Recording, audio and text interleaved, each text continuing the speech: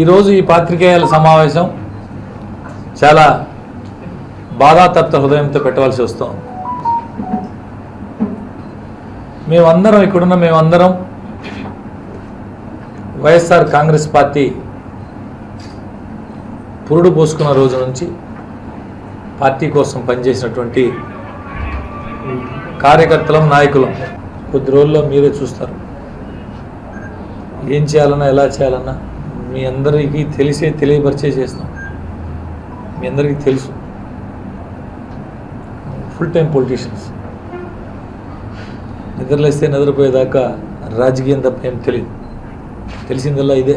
ఉదయం 5ంటికి లేస్తే రాత్రి పడుకునేంత వరకు 10, 10:30 వరకు, 11 వరకు తెలిసింది ఇదే. ఈ పరిస్థితుల్లో మా భవిష్యత్తు ఎలా, ఏం చేయబోతున్నాం అనేది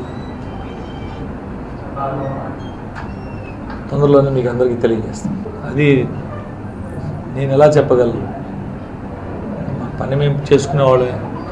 మాతో పని పడితే, మాకు అవసరం వస్తే మా దగ్గరికి ఎవరన్నా నాకు ఈ పని ఉందమ్మా అంటే వీళ్ళ మా ఫోన్ ఎత్తితే చాలా అవతలాడు. ఫోన్ నెంబర్ మా దగ్గర ఉండి ఫోన్ ఎత్తగలిగితే చాలు. పని చేసేవాళ్ళం, పని చేసినటువంటి వ్యక్తులు. మీ అందరికీ తెలుసో లేదో, ఈరోజు ప్రకటించిన నెల్లూరు సిటీ అభ్యర్థి నా స్నేహితుడు.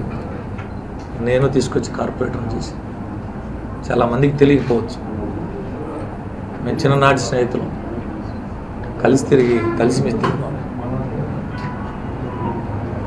నాకేముంటుంది ఖలీల్ మీద? నన్ను మావా అంటాడు, నేను మావా అంటా. పేరు పెట్టి కూడా పిలుచుకో. ఖలీల్ కార్పొరేటర్ అయ్యేదానికి నేనేం చేసినా నాకు తెలుసు. మొన్న కార్పొరేటర్ అయ్యేదానికి నేనేం చేసినా నాకు తెలుసు.